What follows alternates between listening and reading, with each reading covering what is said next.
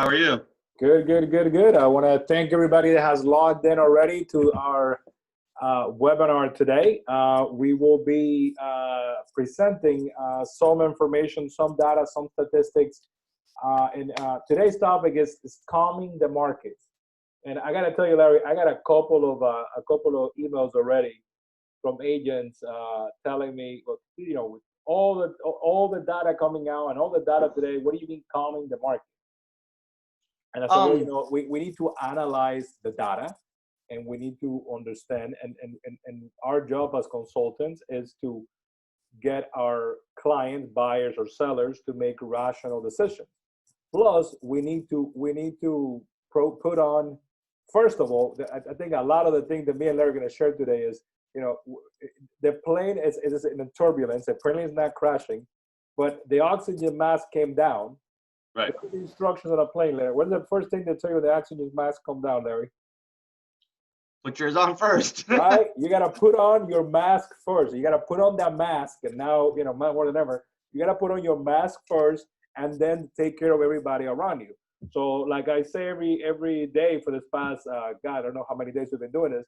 I hope everybody's safe. I hope you're still being active in your business, following the guidelines and maintaining safe protocols. But this is not the moment to hit pause in your business, and that's what we keep doing this little webinars every day. And this one, more than anything, is called calming the markets. And it's called calming the markets because everybody listening to us has listing, has buyers, has prospective sellers, has business on the pipeline or have business for 2020 on the pipeline. And I want you to know some stats before you make irrational decisions yourself, or when your clients who go to you and ask you for opinions, you make decisions. So Larry, for those that don't know you, can you do a quick intro and introduce yourself, and we take it from there? Absolutely. My name is Larry Singh. I am the manager of the CANVAS Real Estate Boca Raton. I also am an instructor at one of the most predominant schools in South Florida that teaches real estate. My background is a little bit on analytics of real estate. I used to work in the commercial sector. I used to work in the government sector.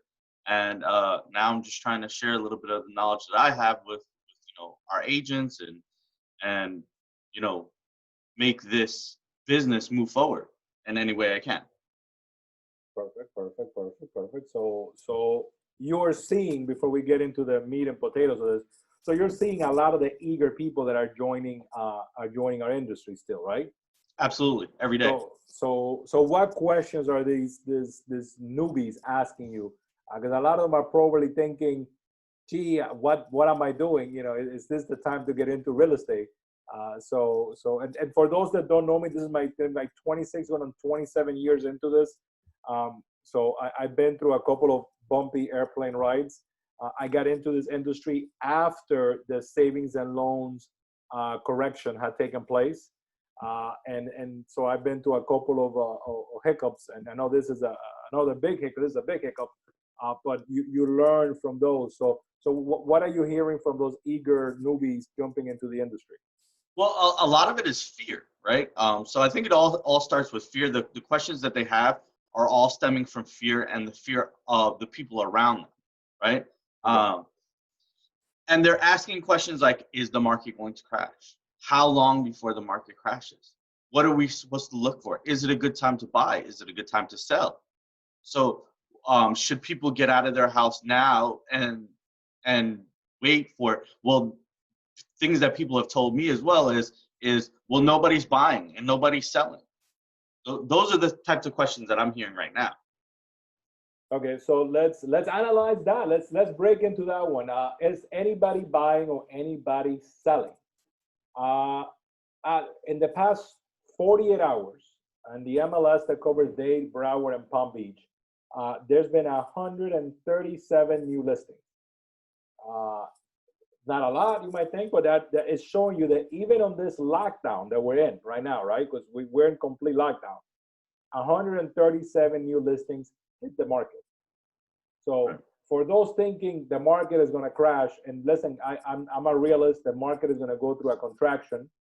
It's normal that it's going to go through a contraction. But we need to understand how that is going to happen and how that could happen, and how government intervention is going to assist from that from happening. So out of 137 plus listings, deals that fell through and came in the market was another 70. So in the past 48 hours, 200 listings between, all kind of, not rentals, not about for sale, 200 plus have come back in the market. Now, how many have gone pending in the past 48 hours? I think we're close to 100. So 200 listings have come in the market and 100 have gone under contract. So whoever says the market has stopped, no, the market has drastically slowed down, and it was expected. We're in a complete lockdown. I mean, what did you think? But even in a complete lockdown, we are still doing business. So that is my answer to, Then the next one, when is the market going to crash? And me and Larry have a couple of good opinions on this. Listen, nobody has a magic ball. Nobody has a magic crystal ball. When we had our beginning of the year event, that we had a meeting company-wide, I was very, they call it bullish. I was very bullish on the country, on the economy. And then, this pandemic took place, and it has sort of derailed what has been the best economy and market in the history of this country. But you need to think about that. We were in the best economy and market in the history of the country. So we're in a good financial position to come back from where we are right now. Right, Larry? Yeah, no, absolutely. And I 100% agree with you. I read an article right around the beginning of March, right? And it was from the chief economist of Freddie Mac. Okay. And he said that the national real estate market is about 3.3 million units in shortage, right? That means that there's 3.3 million more buyers than there are sellers, right? So that we're in shortage, 3.3 million people. And that number is increasing about 300,000 per year. So what that's telling me is going into this, right at the beginning or towards the middle of this, March 2nd or 5th or something like that, that would have been right at the beginning of the first lockdown, right? Right around that time. It seems to me that going into this, we are in a good situation for the market to slow down. Obviously, it's a tragedy as to what's happening in the world, and we never want something like that to happen. But for real estate purposes, having a shortage of inventory is probably the best situation where we want to go into as real estate agents. So then the next question that Larry's being asked and I'm being asked, because I manage some investments, I manage some funds as investment. Everybody's asking me, when is this market going to crash? And we have 400 plus listings, so I get a lot of questions from agents. When is the market going to crash, and how bad is it going to crash? Okay, so let's break that into pieces, and then you can make your own decision, and I will give you my humble opinion. I will give you his opinion. So to compare this to 2008, 2009, it's a travesty. It's not the same. 2008, 2009, we had an overexposed mortgage market with a lot of inconsistencies in the mortgage industry that created and exacerbated what happened in the real estate crash. We're going into this with solid grounds and defaults at almost near zero, right? Now, yes, there's going to be, I think that they already said about 10% of all mortgages have requested a forbearance, right? So there are a lot of tools being offered to those unemployed to be able to ask for a forbearance for 6 months. As from what I'm hearing, 6 months on non-payments on their mortgage. So and so for those of you that have clients and the clients that ask you, every lender has a different guideline when it comes to a forbearance. A forbearance agreement is XYZ Bank is going to say to Pete, okay, Pete, your mortgage payment is $2,000 a month for 6 months. I'm going to take those $12,000, and they're going to ask you either A, we're going to add them, you're going to have to pay me half of that in 6 months, or B, I'm going to take that money, compound interest on it, and then put it to the mortgage at the end. So Right. not all forbearances are the same, but forbearances are being offered. So if you have a client that is unemployed right now, the first thing they should be doing, the first phone call you should make after listening to me and Larry today is call your client and say, hey, call your bank and ask for a forbearance and understand what type of forbearance they're offering you. So if we add the forbearance assistance that is being offered to all of these unemployed individuals across our nation, it's hard to say we're going to have a foreclosure wave that's going to mimic 2008, 2009. What's your take on that one, Larry? Well, I think that people are asking the wrong question, right? And I think the real question should be, how do you foreclose on somebody if they're in a forbearance? You can't. There's no way to foreclose on somebody if there is a forbearance that has been He should given. know he's married to an attorney. Yeah, yes, I am. A real estate attorney at that. Oh my God. But that's really the question, right? The government is trying to do everything they can to avoid something like that from happening, avoiding people losing their houses. So if there's putting these pieces in place, right, to get out of this situation the best way that they can at the moment, then we have to kind of believe that the people are, as our clients and our customers, are doing what they're supposed to be doing and contacting their lenders, right? And getting the forbearance that's going to be granted to them. Now, I 100% agree with you. Each lender has different criteria for that, and you have to call your lender specifically and find out what it takes to get granted a forbearance. But yeah, I definitely think the timeline is a little skewed in some people's vision because they don't understand what's happening. So if they're granting forbearances right now, it's going to be between a 6 month to, I've even heard, up to 12 months now. Okay. So going back to the question and the data that you're going to share back with your clients, trying to, calming them and understanding after you put on your mask yourself, is forbearance are going to take a percentage of those, of those in financial distress. Is going to take their mortgage out of the equation. Listen, I understand that they might still be unemployed. They're still going to have to liquidate their home because they want to cut their expenses. But remember, if all of a sudden you're not paying your mortgage for 6 months or a year, you can sign a listing agreement and be aggressive on the pricing and be able to liquidate that house without a distress of a short sale or foreclosure. And short sales, before you jumped into this, I was talking to Larry. There's a lot of people out there selling short sale courses right now. Mm-hmm. Save your money. Wait until the storm is over. Wait 30 days. Wait till July 4th. And at that moment, turn around and look at the market. Do not spend any money getting a short sale certification or a short sale course.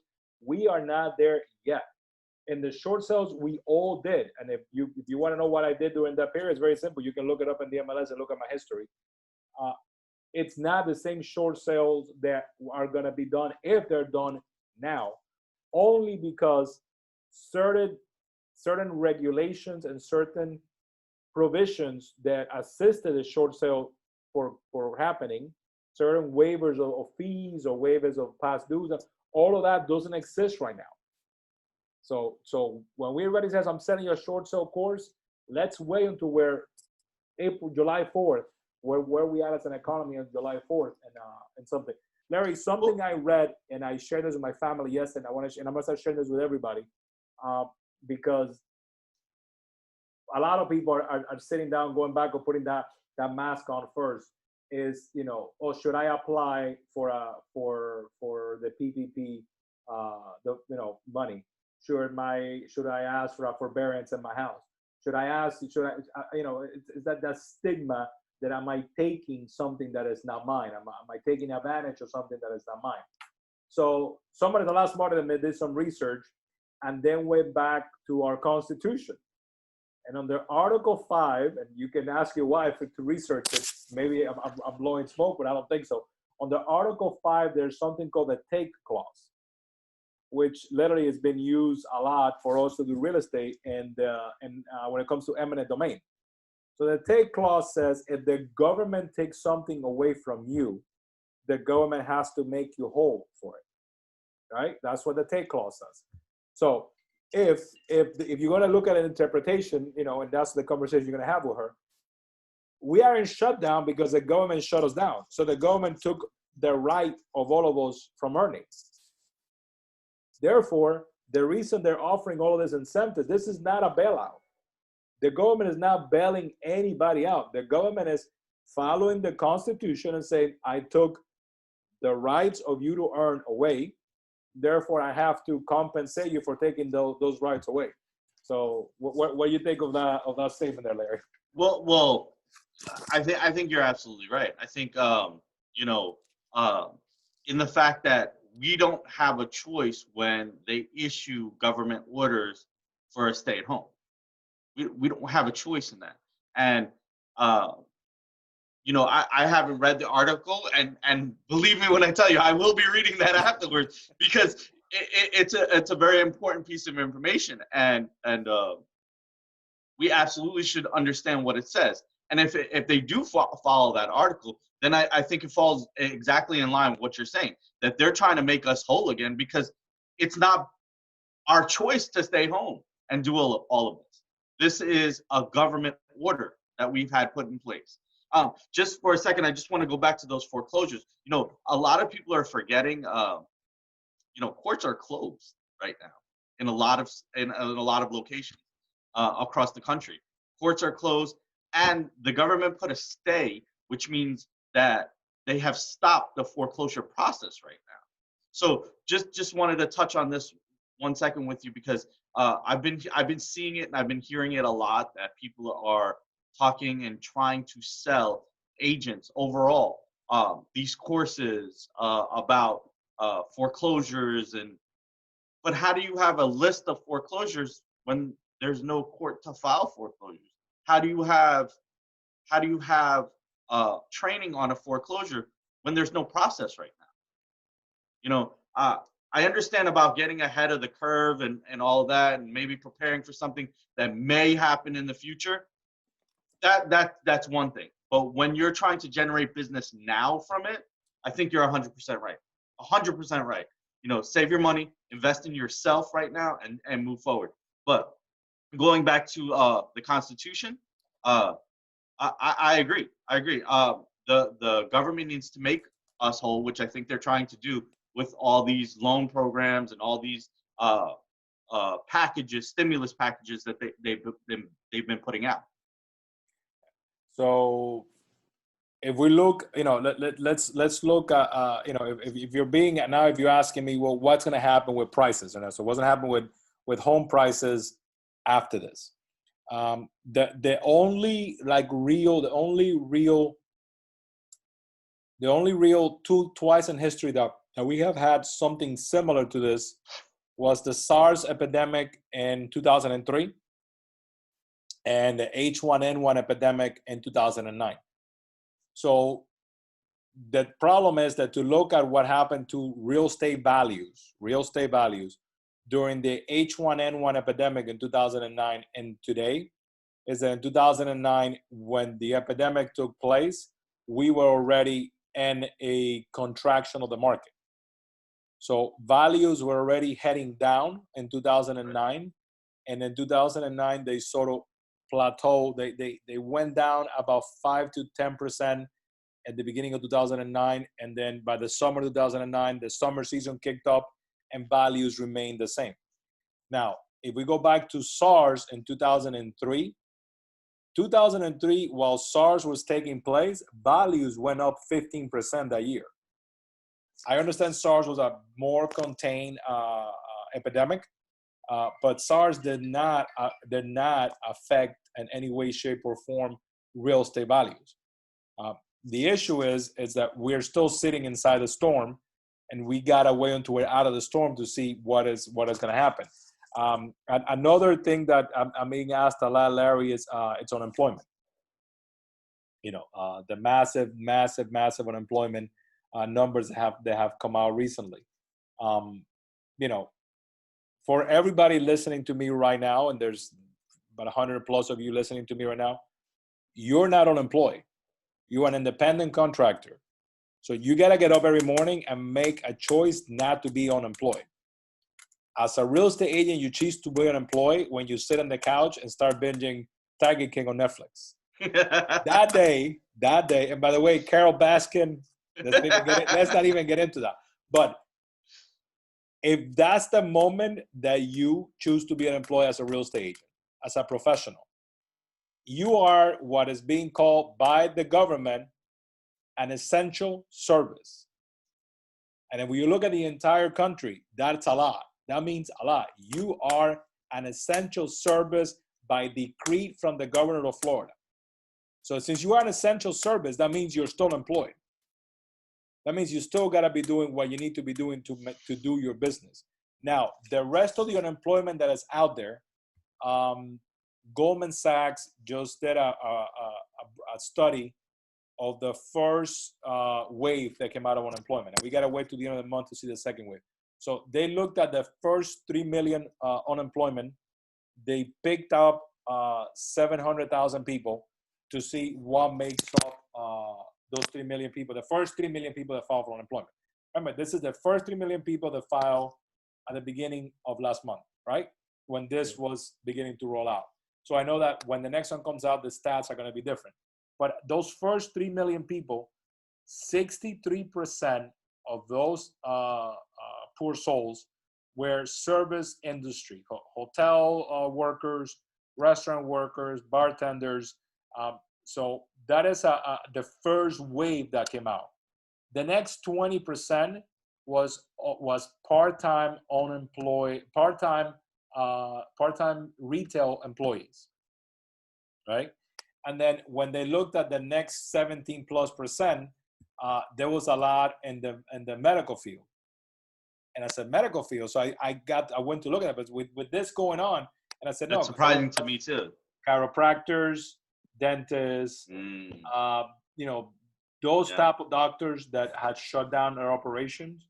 So there was a big percentage nationally of that. So I'm not trying to paint you a rosy picture, and I'm not saying that everybody needs a job. I'm just saying that the first punch that we got was a part of the economy that will recover the fastest. Because if May 1st, they say we can go back to work, Florida can open back to work, all of those doctors are going to open, right? All of those hotels are going to reopen. All of those restaurants, most of them are going to reopen. Now, you're going to tell me, Larry, that if you own a hotel, you're going to go look for new employees, or you're going to bring your employees who already know your business? Oh, yeah. No, yeah. I'm going to bring back the people that have already trained and spent the money on. Bingo.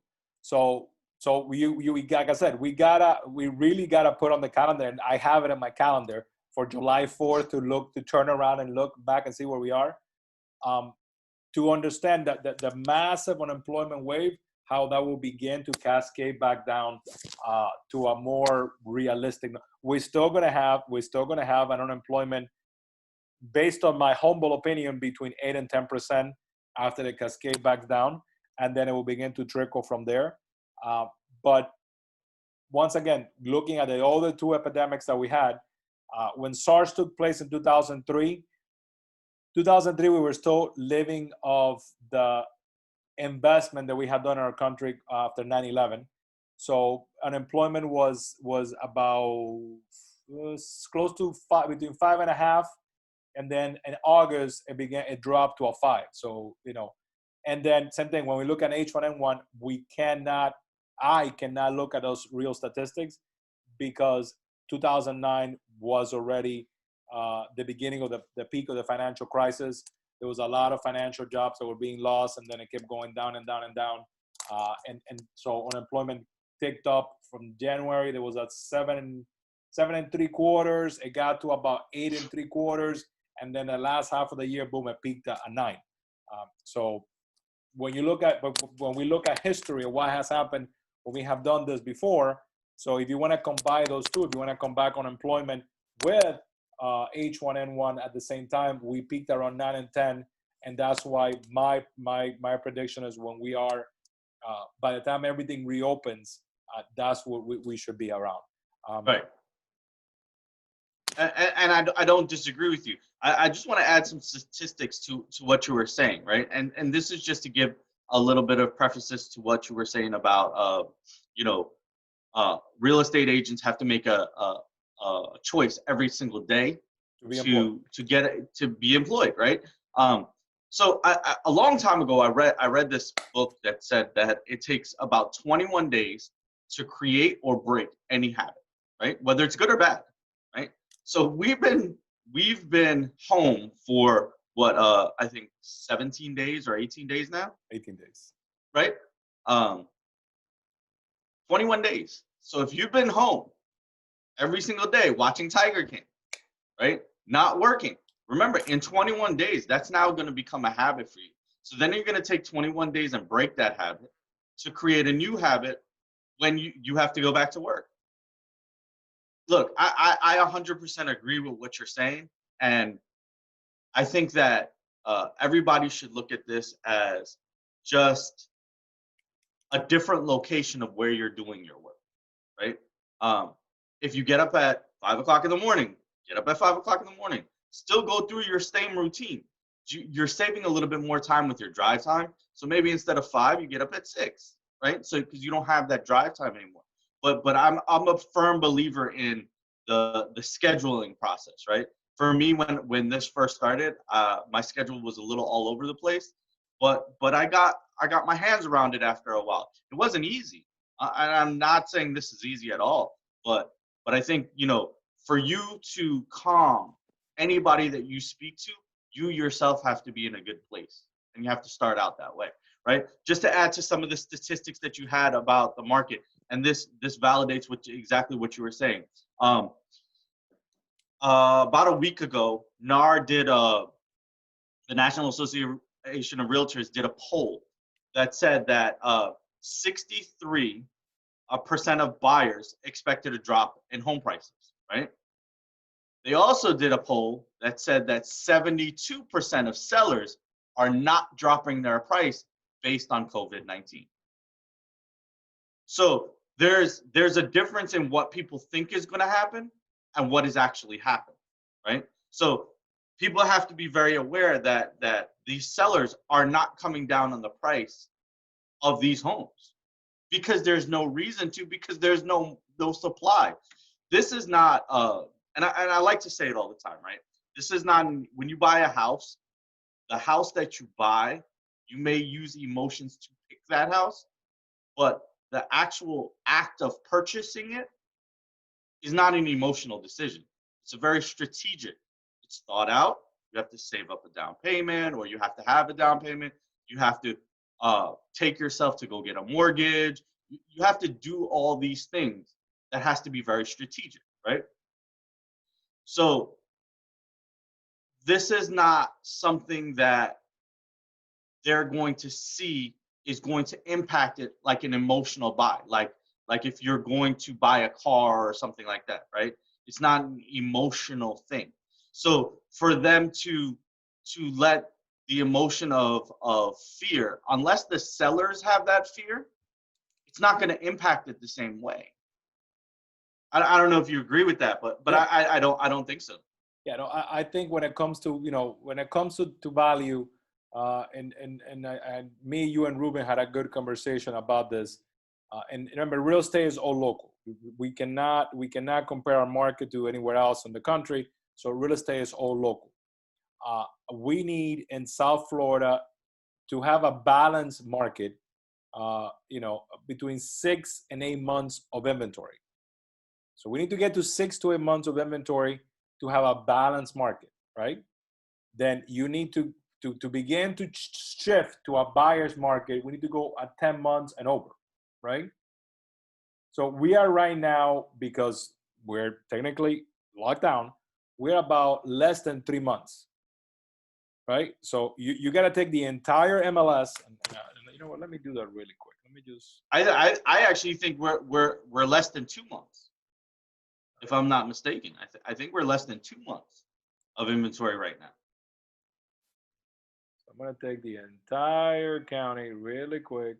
I'm gonna do first single families, and then I'm gonna do condos, because otherwise it's not gonna fit.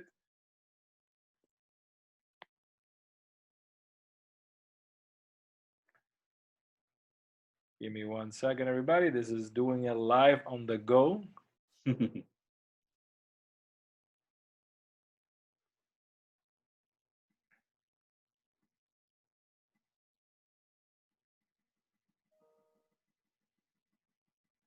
Actually, I think I'm gonna be able to get everything in one box. Good.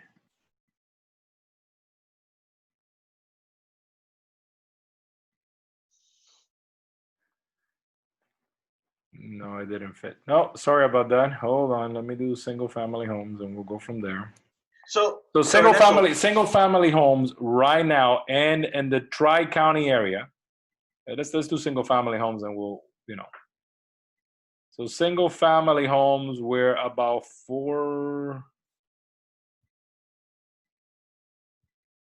there's 5,200 single family homes for sale, right? And that is, under 3 months. Yeah. So that is what, Larry, about, we need to multiply that times 6. 6. Yeah. Let's make it 5,200 times 6. So we need 31,000 single family homes to hit the market before we switch into a buyer's market. Right. Absolutely. That. We need to take the 5,200 homes that we have for sale right now in the Tri-County area and add 3,120 homes, 31,200 to that. Try to wrap your head around that. That's a lot of inventory that needs to come into the market for it to become a buyer's market, and then for what Larry was saying, for them prices to begin to erode. So it's possible, yes, but you know, that's a massive amount of inventory that needs to come up in the market. And LA, if I'm wrong, I'll be here doing this again, and I'll tell you, hey, listen, I was completely wrong. The statistics don't show it to me. Right, and people don't. It goes back to what I was saying. Buying a house is not emotional. It's supply and demand. It's very basic supply and demand. When we're in short supply and we have a lot of buyers, prices go up. We're in, when we're in high supply and less buyer, prices go down. Right? It's supply and demand. That's really what it is, and it's very localized. I love when you say that, because real estate is a very local thing, and each market individually works very differently from everything else, right? Any other market. So when we talk about when there's a shortage, right, and there's too many buyers, those buyers are going to fight for those supply that you have, raising prices. What people don't understand is we may go through this and house prices may actually go up. Well, that's what happened. That's what happened the last 2 pandemics, because everything has to do with inventory. I had a brief conversation yesterday, Larry. We did one of these webinars yesterday with a developer that is focusing on EB-5 visas in Miami. And for those that missed it, it's posted below. You can watch it. EB-5 visa is a way to migrate to the U.S. With making a contribution to a specific project. So right now, that investment is sitting about $900,000. There's some talks of being reduced, but there's more demand out of the entire planet of people wanting to come to the U.S. than ever. Only because while we're going through what we're going through, this is the safer harbor in the planet. And then when you look at Florida, you know, the real estate is local, so let's reduce it to a state-wise. If everybody's income is going to be affected, right? you're gonna want to move to a place where you're less taxed than anywhere else. That's right. Where else where is it cheaper where's it cheaper for me to live? And Florida is the fourth cheapest state when it comes to taxes. You know, guys, that you gotta take that into equation. Fourth cheapest place. You know, Yes, you want to know who number two is? South Dakota. I don't think the amount of people that are moving to South Florida are moving to South Dakota. To Florida in general are moving to South Dakota. Number one is Alaska. I visited. It's beautiful. Half the year, you know, there's nothing, you know. So we are as a state, Florida is positioned to weather the storm better. And a couple of comments I have gotten is like, oh, but look how bad the last recession was in Florida and how bad housing was in Florida. You gotta break it down to what were the key points that affected housing in Florida. And there was all those mortgages that were not should have been written, mortgages that never should have been done, that created that spin. You know, I think FAR has a study that 5%, so the first 14% of all homes in Florida have 10% equity. Then the next 10% has 20% equity. And then it goes on and on and on and on. So let's take Boca Raton, for example. That means that the people that are more exposed right now to, let's call it a contraction, right? Average home sale price in Boca is $460,000, right? Right. So if they have 10%, the ones that are more exposed, they have 10% of equity, they have $46,000 of equity on their home. So they're not sitting in a negative situation. So even if the market contracts 5%, they're still got equity. Then the next 10% has 20% of equity in their homes. Then we're talking about the 25% bottom half of the market. If we're going to average out, that's about 90, and Boca has $90,000 to $100,000 of equity in their homes. So these are, you know, they're not in a position to say, I'm just going to walk away from this. So. Right. And I agree. And people have to realize, right? If there's equity in those homes, and I love these statistics that you put out into the world because it shows you exactly what will happen, right? So if you look at it, if there's equity in the home, right? And let's say the house is worth $400,000, there's 10% equity in the home, which would be $40,000, right? You're looking at, if they're in trouble, they have to sell the house for $360,000 or better to get out of that trouble, right? If they're in a forbearance time, if the market value is 400, they'll have the time to actually put it on the market for 400. Exactly. So I understand and I agree with you. There is going to be a contraction in the market, but I don't think it's going to be the big, huge explosion that some people are fearful of, right? The data doesn't support that. And you know, I'm a numbers guy, right? So for me, the data points have to show that that's where we're going for me to believe it. You know, I was reading something the other day in the Miami Herald, right? And yes, I still do read online, but yes, right? And it said that during what's happening right now, right? During this time that we're going through right now, there are a lot of what we call down here as snowbirds that come down for 6 months or 3 months, or whatever it is. They are actually taking their rentals and starting to look to buy homes now because they feel exactly what you said. It's cheaper for the living. They feel safer for where it is. Because if you look at a lot of these enormous metropolitan cities, especially the older folks, they're a little scareder up there than they are in somewhere that's a little bit more spaced out, you know. But they're converting those renters into buyers right now, and they're looking to move from condos into because of right now with the amenities being shut down, they're moving from condos into single family homes with yards. That's the statistic that's out right now, and that's as of April 8th, right? Yeah. So I think just in a nutshell, the equity's there.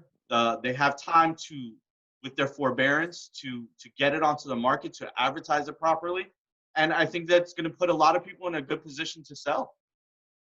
I don't believe that the data points show that the foreclosure, and like you said, I'll be on here saying the same thing. If I'm wrong, I'm wrong. This is just my opinion, and I just don't believe that the data points are there. From what I've been reading. As we're speaking, there's an article that just came across CNBC, and like I was saying, you got to put on your oxygen mask and you got to finish riding the storm. So one of the industries that's been decimated, not affected, decimated, is the cruise industry. Mm-hmm. So the CEO for Carnival was just speaking, and they're telling us that that their bookings for 2021 are upticking at a rate that they didn't expect. So their summer bookings for 2021 are getting booked up already. So even sitting at home, while we're still sitting at home, a lot of people are saying, I want to take a vacation and I'm going to, so you got to look at that with that lens. Something, Larry, that was shared with me multiple times yesterday from agents, our agents and other agents, and was this news that came out of JP Morgan Chase and out of Wells Fargo that they had changed their guidelines. And if anybody from any lenders listening, they want to participate, you can put in your question, that their guidelines have been changed, and loans, all of a sudden, they were looking for a 700 credit score and 20% down payment on their loans. You got to understand that the mortgage industry, and I'm not a lender, but the mortgage industry there's two parts. There's the bank part, and then there is the Fannie Mae, Freddie Mac, backed up by Ginnie Mae part. What Wells Fargo, the decision that Wells Fargo made, and the decision that Chase made yesterday and the day before yesterday, is regarding their portfolio loans. The loans that they make and they keep on their books, that they don't sell, that they keep them for income, right? So in those loans, which are what we call portfolio loans, they are keeping it with them. They're keeping it with them, and they change their guidelines right now. Why? Because since there's a lot of people going into forbearance, they know that their income, it's going to be affected, the bank's income. So they're looking for money. They're looking for capital. So how are they looking for capital? Without 20% down payment. Now, and I want everybody to listen, I'm getting close to the camera, that does not apply to any government-backed loan. FHA, VA, those loans are still being done with 3.5% down payment, 5% down payment. Some lenders are still getting done with 660, 680 credit scores. It's up to your lender. So the decision made by Chase and by Wells Fargo, it has to do with their private portfolio loans. And if you want to have a conversation with me about it to understand that better, perfectly fine. Send me a message. I'll call you. We can do a private Zoom. But that doesn't mean that all loans starting today, you need 20% down payment and 700 credit scores. No, that's not what's happening. So I'm glad you brought that up, right? Because the Florida Association of Realtors had put out an article a couple of days ago talking about just that, right?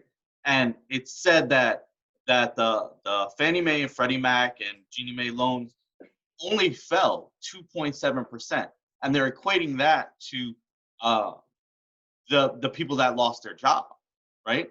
They're not equating that to stringent regulations that they have to meet now. That's not what it is. That when it comes to those federally backed loans, you're only talking about 2.7%, whereas for what they're talking about for those portfolio loans, you're talking about somewhere, probably a lot higher of a number, probably in the 30-35% range.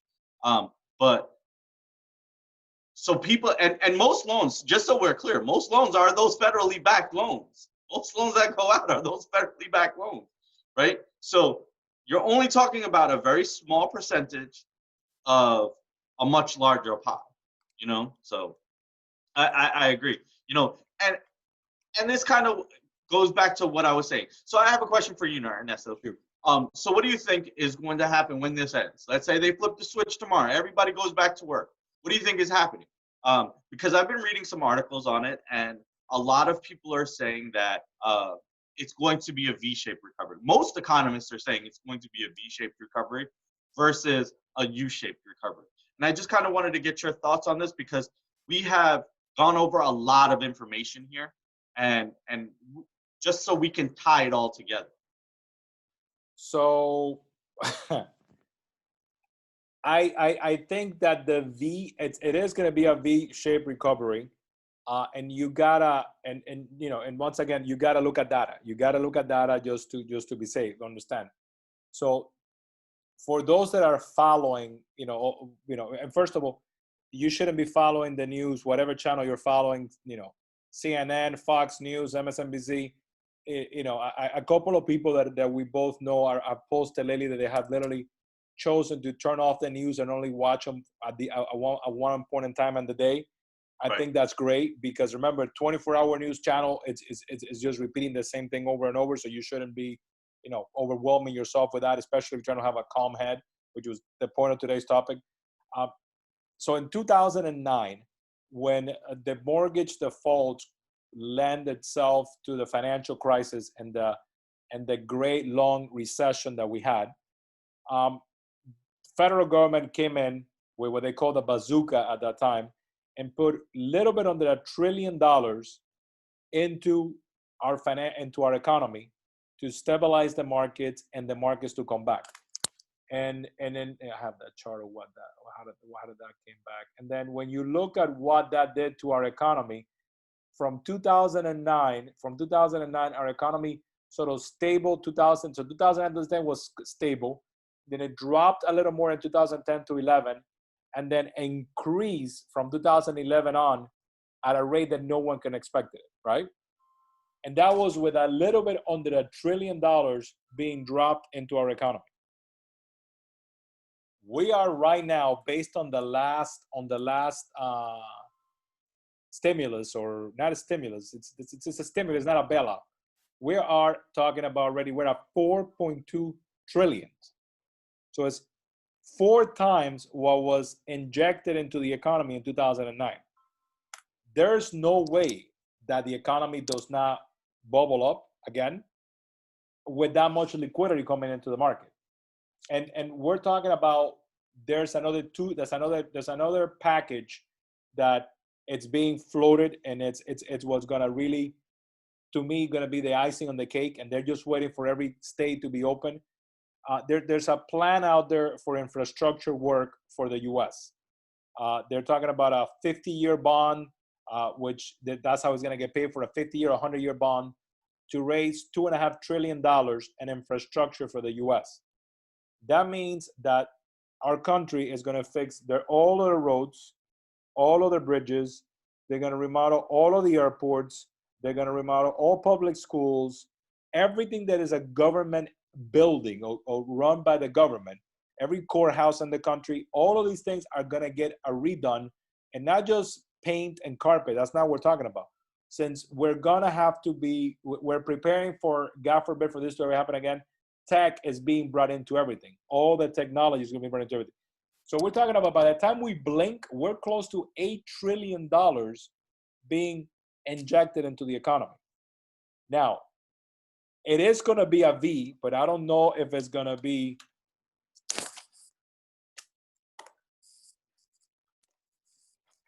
I don't know if we're talking that kind of a V, or what I think is more realistic is this kind of a V, that we will have a quarter of flat, right? And then a shot up like we couldn't expect, because we're doubling. Remember, if the minute we open all the economy, income producing activities will resurge again, right? And at that moment, Larry, you're gonna have this $8 trillion moving around, plus all the money that the economy produces regularly. So there's just no way to go but we're up. Right. You know, and something that I forgot to mention quickly was a lot of developers, going back to values, real estate, what we do, a lot of developers, and I won't mention the names, have put the brakes right now on building spec homes. And you will think like, well, Ernesto, that's fantastic. That is taking inventory away from us to sell. Remember, Yep. what drives value on anything, it's inventory. Inventory. The reason you can go get a car today and get a 0% interest on an 84-month purchase on any American car today is because they have a lot of cars that they need to sell and they cannot drop the price. So that's the only way they can incentivize you to buy those cars. So going back to my number, and look at my calculator, it's still there. Once we get to those 30, let's call them 32,000 new single family homes in the market in Dade, Broward, and Palm Beach, at that moment, I'll come back with Larry and say, okay, Larry, we need to have a whole brand new conversation. Yeah. Right? Right. Because at that Right. moment, let's analyze. And even when that happens, it's not going to be, there might be a correction in some markets. There might not be a correction in some other markets. Why? For example, Boca. Boca is an area that drives a lot of Northeastern traffic, a lot of New York traffic, Boston traffic, huge. I was on a call with 3 large brokers from Manhattan yesterday, and I had to drop because something else came up, but it was an interesting call. And they're getting a lot of calls from sellers that want out of Manhattan. They're very concerned about, you know, think about it. There's what, like 9 million people that live in an island quarter size of Broward County. Yep. So there's a lot of people that are, you know, saying, you know what, I want out, and where they're gonna come? South Florida. And when they come to South Right. Florida, Boca is a place that they already have an affinity to. They already have a connection. They have family. They know it. They've been visited. So we're getting those buyers from the Northeast, and they're still gonna come to our area. So once our market gets to that number, then I'll tell you that what's going to happen, and it will be segmented. But it has to be a recovery because there's just so much liquidity coming into the market. Now, what you got to do, if you're listening to me and Larry today as a real estate professional, you got to do what you need to do to survive and then thrive. You need to put on your oxygen mask and survive. You're not unemployed. You should not be watching TV. You should be loading your cannon to the minute they say go, you can go and get to work. Larry, I had written 3 little notes regarding things that I wanted everybody listening, because the topic was how to calm the markets. To everybody listening, you're doing my first note on how to calm the markets. Staying engaged.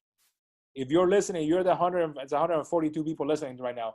If you're listening to us right now, and or to us or to anybody out there that's putting valuable content out there, you're staying engaged. So you're learning and you're hearing what to share back with your customers. So by staying engaged, that's one of the 3 simple reasons that you can do to maintain the market.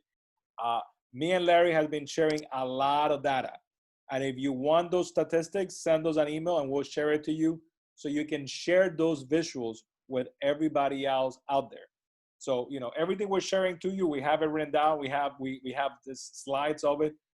So share the visuals. So when you're making those calls to your sphere of influence, to your business or new business that you're soliciting, you want to share that information. And this is the new reality. You gotta get comfortable doing this type of calls. You gotta get comfortable with Zoom. You gotta get comfortable with Skype, Microsoft meetings, Google meetings. You gotta get comfortable with this situation right now. So Larry, those are my 3 topics on how to calm the markets outside all the data that we threw out them. So I don't know if you have put any of those together. Well, yes, absolutely. And at the end of this, I'm going to send you. I have all of the data points that I was talking about. I'll send it over to you so you can have it and add it into the package for anybody that wants it. But I think you're absolutely right. You have to get comfortable with what these kind of conversations are now looking like, right? Because even with me instructing, we're instructing over a webinar now. we're doing webinar instruction. So definitely understand that. But I think, going back to our topic of calming the market, right? You have to understand what's happening, right? So you yourself can be calm. So when you explain it to somebody else, they're going to feed off of that calm that you have, that you're not worried, you're not scared of what's happening, because this is the data and this is what I'm presenting to you, right? It's very hard to argue with statistical data versus your opinion, right? If your opinion is based on data, then it's easier. But if it's just your opinion with no data that backs it up, then it's a lot easier to argue with. And I think that's how you have to comment. And I challenge a lot of people out there that are hearing the conversations like what we were talking about. Well, the market's going to crash. I'm going to wait. I'm not going to sell my house. I'm not going to do this. I don't want to do that. Well, statistically, what's happening doesn't line up with what you're saying. So what you're saying can actually be the opposite of what's actually going to happen. Like you and I spoke about, the builders, not to mention any, but the builders are stopping projects.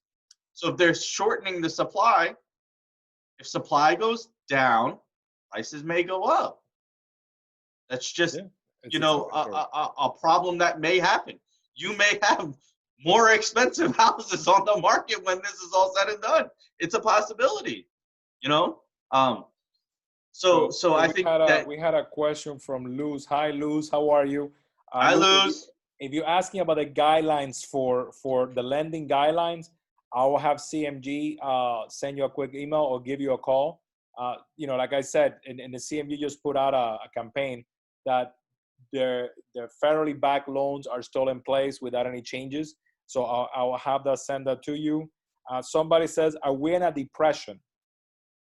No, so a recession is 2 quarters of negative growth. That's the definition of a recession.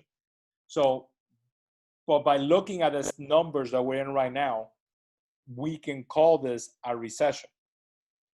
However, I think I have even tried to look up what's the definition of a depression, and I couldn't find it. But let's call a depression 4 quarters of negative growth. So it's an entire year of negative growth. Like Larry asked me, I think we're in a V. We're going to be in a V recovery. I just don't know how long we're going to be at the bottom. If we're going to be at the bottom for 10 days, 30 days, an entire quarter before it starts climbing up. But with all this liquidity coming into the market, you're going to see a recovery. So no, it's not a depression. They will call it a recession when the next quarter is over, because that you got to have an entire quarter to be able to qualify it. Who knows? Maybe we only have 1 quarter of negative growth, which is the first quarter of the year, and all this liquidity.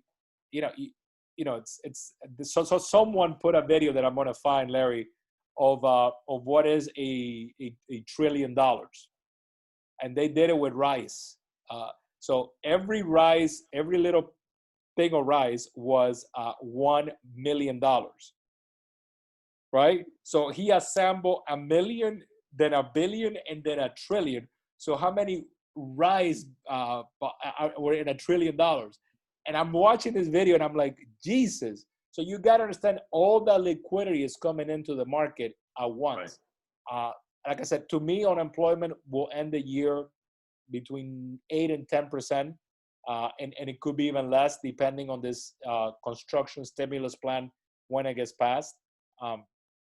But real estate, what we do, what everybody listening to me and you doing, I will tell you what I did in 2009 and 2010.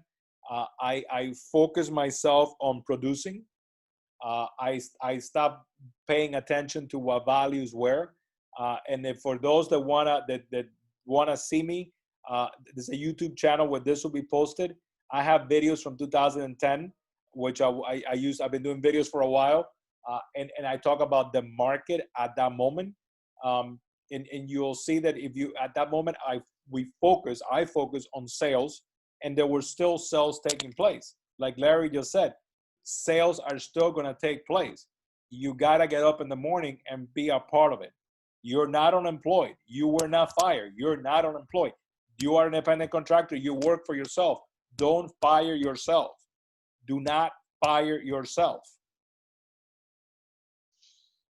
I 100% agree. I agree with everything you said. You know, you have to have the discipline and the structure to get yourself up every single day and go out and seek to help other people that are going through this. You know, we're talking about calming the market. It's our job and our duty as real estate professionals to go out and educate the market, especially when there have this fear that's not substantiated by any fact.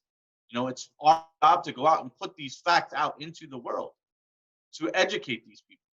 And a lot of people that, you know, and I liked where you touched on earlier, where you said, you know, you can't watch the news all day.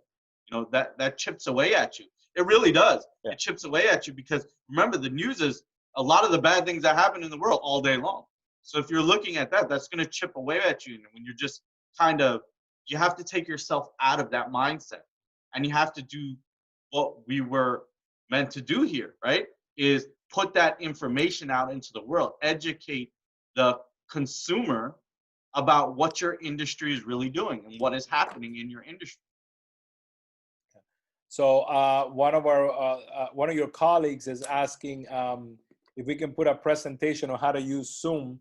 Alessandro's asking. Alessandro, I'm going to send you the YouTube link on how to do Zoom, but I can tell you that, you know, Zoom is really cool.